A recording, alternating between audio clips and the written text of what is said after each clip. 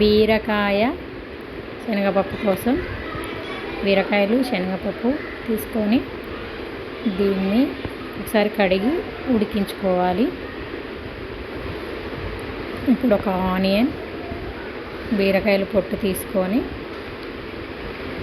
పెట్టుకొని కట్ చేసుకోవాలి. చిన్న చిన్న ముక్కలుగా ఆనియన్ కట్ చేసుకోవాలి. ఇప్పుడు ఒక ప్యాన్ పెట్టి ఆయిల్ వేసి పోపు గింజలు వేసి ఆనియన్ వేసి కొంచెం పసుపు,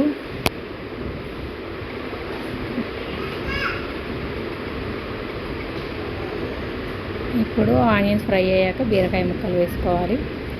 బీరకాయ ముక్కలు కొంచెం ఫ్రై అయ్యాక మనం ఆల్రెడీ ఉడకబెట్టుకున్న పప్పును వేసేసుకోవాలి.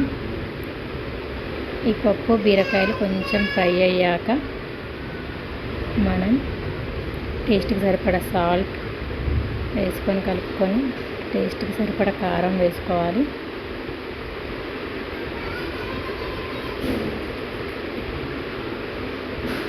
ఇప్పుడు చిటికెడు మసాలా వేసుకొని గార్నిషింగ్ కోసం కరివేపాకు, పుదీనా వేసుకోవాలి. టేస్టీ బీరకాయ శనగపప్పు రెడీ.